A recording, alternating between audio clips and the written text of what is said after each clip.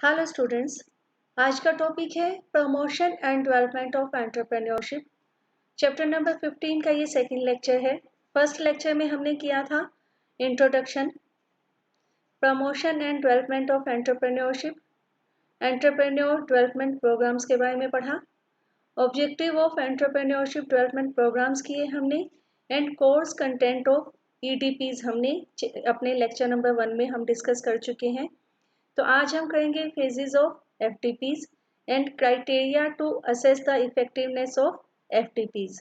इसके अलावा हम कुछ थोड़ा सा पार्ट करेंगे promoting entrepreneurs through consultancy organisation. ठीक है, देखो जब भी हम या जब भी कोई ऑर्गेनाइजेशन को, जब भी कोई institution entrepreneurship development programme organise करता है तो उसको 3 फेजेस में काम करना होगा। यानी जब भी कोई ट्रेनिंग सेशन शुरू किया जाता है पोटेंशियल एंटरप्रेन्योर्स को ट्रेनिंग देने के लिए, तो 3 फेजेस में काम होगा। Pre training phase, training phase और post training phase. Pre training phase में क्या करेंगे कि ट्रेनिंग शुरू करने से पहले हम सारी प्रिपरेशन करेंगे, यानी वो सारी एक्टिविटीज़ पूरी की जाएंगी जो ट्रेनिंग शुरू करने से पहले हमें करनी है। कि कौन कौन सी प्रिपरेशन चाहिए, हमें ट्रेनिंग को कैसे ऑर्गेनाइज करना है, ट्रेनिंग का एप्लीकेशन फॉर्म कैसे होगा, हमने एंटरप्रेन्योर्स को कैसे सेलेक्ट करना है, ट्रेनिंग में क्या क्या सिखाया जाएगा, ये सारी प्लानिंग हम ट्रेनिंग शुरू करने से पहले ही कर लेंगे। ये सारा कुछ आएगा प्री ट्रेनिंग फेज में। इसमें क्या क्या डिसाइड किया जाएगा, इसमें ये देखा जाएगा सिलेक्शन ऑफ एंटरप्रेन्योर्स कि किन किन एंटरप्रेन्योर्स को ट्रेनिंग इम्पार्ट की जाएगी, ट्रेनिंग किसे दी जाएगी। Creation of infrastructure of training, training देने के लिए कुछ हमें बेसिक चीज़ें चाहिए होंगी, कुछ बेसिक इंफ्रास्ट्रक्चर चाहिए होगा, उसे क्रिएट किया जाएगा। Arrangement of faculty for training purpose, training देने के लिए आपको कोई टीचर चाहिए होंगे, ट्रेनर चाहिए होंगे, उनका अरेंज किया जाएगा। Selection of necessary tools and techniques to select the entrepreneur. हो सकता है कि आपने ट्रेनिंग देनी है एंटरप्रेन्योर को और आपके पास जो कैंडिडेट्स हैं, यानी बहुत सारे बिजनेसमैन या बहुत सारे लोग आपके पास ट्रेनिंग लेने के लिए अप्लाई कर देते हैं, तो उनमें से आप लिमिटेड नंबर ऑफ कैंडिडेट कैसे चूज करोगे, कौन कौन से टूल्स एंड टेक्निक्स हैं जिसकी मदद से आप एंटरप्रेन्योर को सेलेक्ट करोगे। और सिलेक्शन कमेटी भी बनानी पड़ेगी आपको, फॉर्मेशन ऑफ सिलेक्शन कमेटी भी करना पड़ेगा। ये जो सेलेक्टेड एंटरप्रेन्योर है वो आपको अप्लाई करेंगे तो एप्लीकेशन फॉर्म भी आपको एक डेवलप करना पड़ेगा और ट्रेनिंग का सिलेबस भी आपको डेवलप करना पड़ेगा कि ट्रेनिंग में क्या क्या सिखाया जाएगा। ठीक है,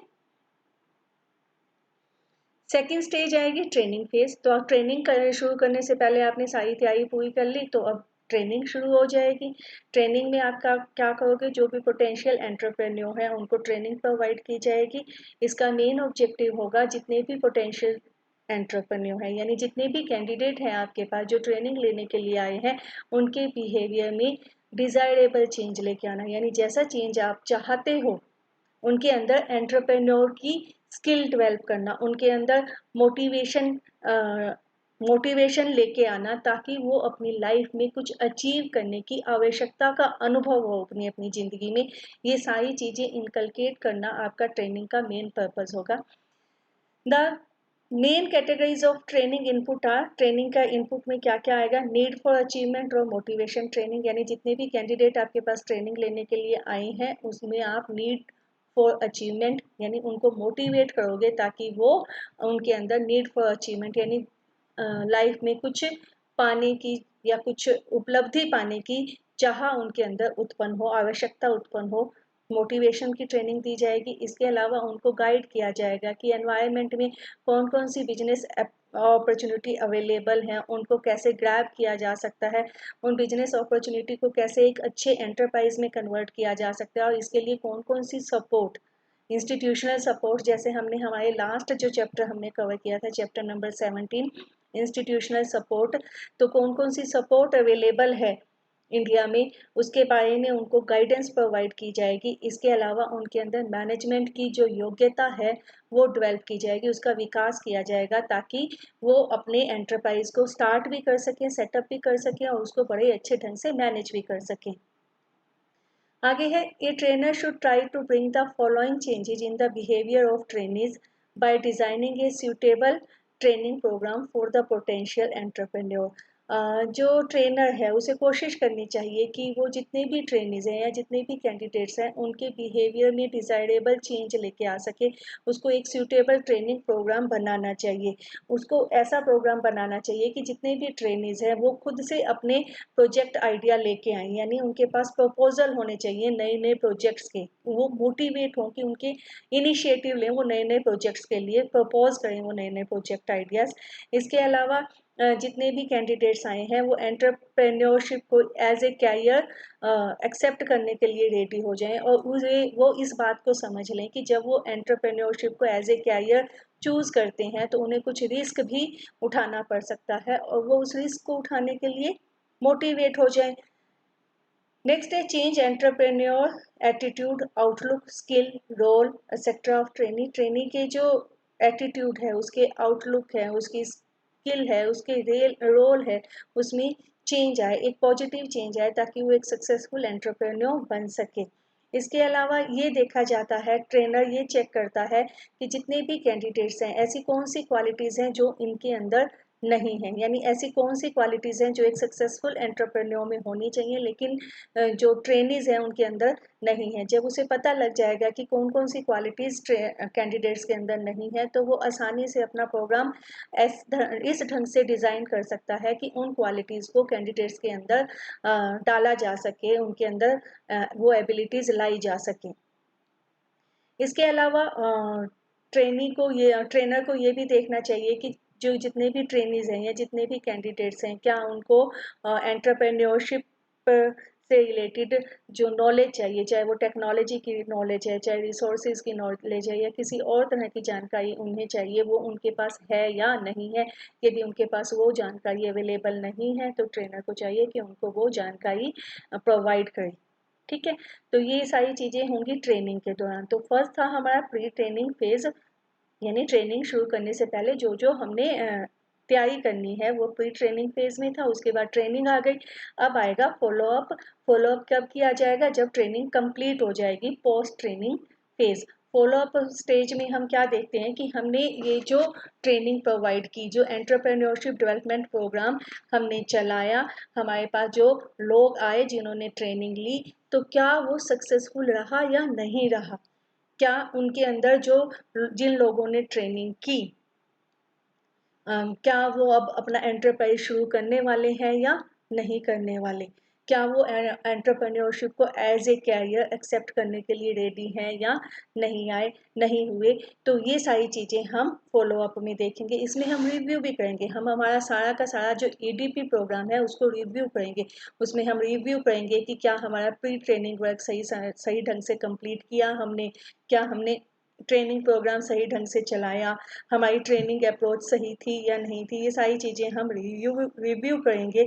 जब हमने इनको रिव्यू किया तो हो सकता है हमें कुछ ड्रॉबैक्स मिलें, यानी कुछ कमियां मिलें, तो इन कमियों को कैसे दूर किया जा सकता है इसके लिए गाइडलाइंस सजेस्ट की जाएंगी। इसके अलावा फॉलोअप सर्विसेज प्रोवाइड की जाएंगी। फॉलोअप सर्विसेज कैसे प्रोवाइड की जाएंगी कि जितने भी लोगों ने ट्रेनिंग ली थी उनमें से मान लो कुछ लोग अपना बिजनेस शुरू करना चाहते हैं, तो प्रैक्टिकली वो किन किन समस्याओं का सामना उन्हें करना पड़ता है और उन समस्याओं का समाधान कैसे किया जा सकता है। कहीं उनको हो सकता है कि फाइनेंशियली कोई दिक्कत आ रही हो सकता है उनको अपने प्रमोशन की कोई दिक्कत आ रही हो, तो वो जो उनकी प्रैक्टिकल डिफ़िकल्टीज़ हैं उसको फाइंड आउट किया जाता है और उस ट्रबल को दूर किया जाता है। यानी कोशिश की जाती है कि जो एंटरप्रेन्योर है वो अपने गोल को अचीव करें। ठीक है, नेक्स्ट आ जाता है प्रॉब्लम फेस्ड बाय ईडीपीज। ये जो एंटरप्रेन्योरशिप डेवलपमेंट प्रोग्राम चलाए जाते हैं ऑल ओवर इंडिया, बहुत सारे इंस्टीट्यूशंस हैं जो ईडीपीज चलाते हैं, उनको कौन कौन सी प्रॉब्लम्स फेस करनी पड़ती हैं? बहुत सारी प्रॉब्लम्स हैं। सबसे पहले पुअर मोटिवेशन। पुअर मोटिवेशन, जितने भी कैंडिडेट हैं ट्रेनिंग लेने के लिए आए हैं, हमारा जो ईडीपी का मेन मकसद होता है उनको मोटिवेट करना कि वो अपना एंटरप्राइज शुरू कर सकें, उनको मोटिवेट करना कि वो अपनी लाइफ में कुछ पाने की जो आवश्यकता है उनके अंदर वो जनरेट हो। ठीक है। जब तक वो मोटिवेट नहीं होंगे तब तक ईडीपी सक्सेसफुल नहीं है। लेकिन बेसिकली जितने भी ट्रेनर होते हैं वो अपने कैंडिडेट्स को सही ढंग से मोटिवेट नहीं कर पाते। सेकंड इसमें दिक्कत आती है कमिटमेंट, लैक ऑफ कमिटमेंट। देखो बहुत सारे ऑर्गेनाइजेशन है इंडिया में जो कि ईटीपीज कंडक्ट करने के लिए रिस्पॉन्सिबल हैं, यानी उनका काम ही एंटरप्रेन्योरशिप डेवलपमेंट प्रोग्राम को कंडक्ट करना होता है और पोटेंशियल एंटरप्रेन्योर्स को ट्रेनिंग प्रोवाइड करना होता है। इसके लिए बहुत सारी कमिटमेंट की, बहुत सारी पेशेंस की, बहुत सारे धैर्य की ज़रूरत होती है। लेकिन नॉर्मली लोगों में या नॉर्मली जो फैकल्टी होती है, वो ऑर्गेनाइजेशन होते हैं जो रिस्पॉन्सिबल होते हैं ईडीपी कंडक्ट करने के लिए, उनमें वो सिंसियरिटी और कमिटमेंट नहीं पाई जाती। Non conducive environment, non conducive environment मतलब non helpful environment, not helpful environment. EDPs जो हैं इनको जो एनवायरनमेंट मिलता है, जो हमारा आसपास का माहौल है, वो ज़्यादा हेल्पफुल नहीं है, इसलिए एडीपीज सक्सेसफुल नहीं हो पाते। इसके अलावा जो सपोर्टिंग एजेंसीज हैं जैसे बैंक है, फाइनेंशियल इंस्टीट्यूशंस हैं, ये भी ईडीपीज को ज़्यादा सपोर्ट नहीं करते। और समटाइम हम क्या करते हैं, हमारा ट्रेनीज ही हम गलत सेलेक्ट कर लेते हैं, यानी गलत कैंडिडेट्स को हम ट्रेनिंग प्रोवाइड कर देते हैं, तो जाहिर सी बात है हमारे ईडीपीज सक्सेसफुल नहीं होंगे। वो ट्रेनीज जिन्होंने ट्रेनिंग ली ईडीपी की, वो अपने एंटरप्राइज शुरू नहीं कर पाएंगे। फिर हम देखेंगे criteria to assess the effectiveness of EDPs. हमें कैसे पता लगेगा कि हमारा जो ईडीपी हमने कंडक्ट किया वो सक्सेसफुल रहा या नहीं रहा। तो कुछ पैरामीटर्स हैं जिनको हम स्टडी करेंगे और उनकी मदद से हमें पता लगेगा कि हमारा ईडीपी सक्सेसफुल रहा या नहीं रहा। जैसे activity level of the respondent, यानी जितने भी कैंडिडेट थे वो उनका एक्टिविटी लेवल प्रेजेंट में क्या है, ट्रेनिंग सेशन के बाद कितने नए एंटरप्राइजेज एस्टैब्लिश हुए हैं, कितनी इन्वेस्टमेंट की गई है, यानी कितना पैसा लोगों ने इन्वेस्ट किया है, फिक्स्ड एसेट्स में लोगों ने कितना पैसा इन्वेस्ट किया है, कितने लोगों को रोजगार मिला है, कितनी जॉब्स क्रिएट हुई हैं, क्या प्रॉफिट में इंक्रीज हुए हैं, क्या सेल में इंक्रीज हुए हैं, क्या प्रोडक्ट और सर्विसेज की क्वालिटी इंप्रूव हुई है, क्या लोगों ने अपने लोन्स की रीपेमेंट शुरू कर दी है। ये सारा क्राइटेरिया है जिसको स्टडी करने के बाद हमें पता लगेगा कि हमारे ईडीपी सक्सेसफुल हुए या नहीं हुए। ठीक है। तो ये टॉपिक करने के बाद हम थोड़ा सा स्टार्टिंग करेंगे promoting entrepreneurship through consultancy organisation. Promoting entrepreneurship through consultancy organisation. इससे पहले हम हमारा जो चैप्टर है development and promotion of entrepreneurship, अब तक हमने डेवलपमेंट के बारे में पढ़ा, अब हम क्या करेंगे, प्रमोशन। क्या कंसल्टेंसी ऑर्गेनाइजेशन भी एंटरप्रेन्योरशिप को प्रमोट कर सकती है? बिल्कुल कर सकती हैं।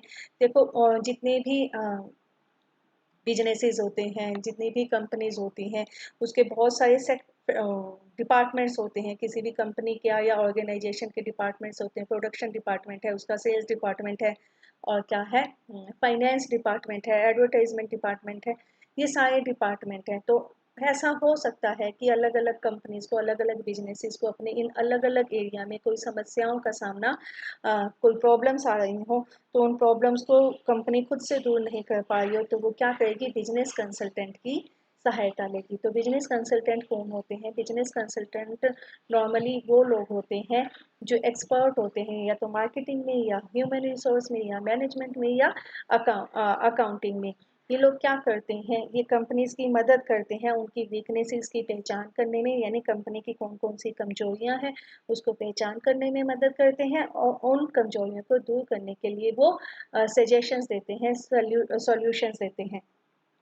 ठीक है। समटाइम क्या होता है कि कंपनी के पास कोई प्रॉब्लम तो नहीं होती, यानी कंपनी स्मूथली रन कर रही होती है, लेकिन कंपनी अपने किसी एक एरिया को इम्प्रूव करना चाहती है। मान लो कंपनी अपनी प्रोडक्शन को बढ़ाना चाहती है, मान लो कंपनी अपनी सेल को बढ़ाना चाहती है, लेकिन कंपनी खुद से ऐसा कर नहीं पा रही, तो वो किसके पास जाएगी? तब भी वो बिजनेस कंसल्टेंट की सहायता ले सकती है। तो बिजनेस कंसल्टेंट क्या करेंगे, वो रिसर्च करेंगे। रिसर्च करने के लिए वो क्या कर सकते हैं, वो कंपनी के फाइनेंशियल स्टेटमेंट चेक करेंगे, वो उसके कॉम्पिटिटर्स को की वैल्यूएशन करेंगे, वो उसकी बिजनेस प्रैक्टिसेस को का विश्लेषण करेंगे।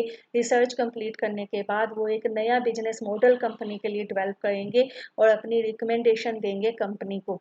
इस तरह से कंपनी अपनी वीकनेसेस को भी दूर कर सकती है, समटाइम कंपनी खुद को इम्प्रूव भी कर सकती है। ये थे बिजनेस कंसल्टेंट। नेक्स्ट आ जाता है कंसल्टेंसी ऑर्गेनाइजेशन। कंसल्टेंसी ऑर्गेनाइजेशंस क्या होते हैं? ये वो ऑर्गेनाइजेशन होते हैं जो अपनी स्पेशलाइज्ड तरह की सर्विसेज अपने क्लाइंट को ऑफर करते हैं। इसके क्लाइंट कोई भी हो सकते हैं, वो बिजनेसेस भी हो सकते हैं, वो इंडिविजुअल एंटरप्रेन्योर्स भी हो सकते हैं। ये अपनी एक्सपर्ट एडवाइस देते हैं, डिफरेंट डिफरेंट मैटर्स के ऊपर ये अपने क्लाइंट को अपनी एक्सपर्ट एडवाइस देते हैं। ठीक है। ये जो कंसल्टेंसी ऑर्गेनाइजेशन होते हैं, ये इंजीनियरिंग कंसल्टेंसी ऑर्गेनाइजेशन भी हो सकते हैं। ये अपनी स्पेशलाइज सर्विसेज इंजीनियरिंग से संबंधित जो समस्याएं होती हैं कंपनी की, उस पर दे सकते हैं। इसके अलावा ये नॉन इंजीनियरिंग कंसल्टेंसी ऑर्गेनाइजेशन भी हो सकते हैं। इंडिया में ऐसे बहुत सारे कंसल्टेंसी ऑर्गेनाइजेशन है। इसके अलावा कुछ कंसल्टेंसी ऑर्गेनाइजेशन ऐसे भी हैं जो स्पेशली डील करते हैं कंपनी की मैनेजमेंट के संबंध में। तो हर तरह का जो कंसल्टेंसी ऑर्गेनाइजेशन होता है वो डिफरेंट डिफरेंट मैनर में ऑपरेट करते हैं, और ये कंपनी के स्पेसिफिक प्रोजेक्ट के ऊपर कंसंट्रेट करते हैं। समटाइम कंपनी के सामने एक समस्या नहीं होती, कंपनी के सामने 2-3 समस्याएं होती हैं, तो वो अपनी हर समस्या के लिए एक अलग अलग कंसल्टेंसी ऑर्गेनाइजेशन के पास जा सकती है। यानी मल्टीपल कंसल्टेंट भी मल्टीपल एरिया में अपॉइंट कर सकती है कोई भी कंपनी।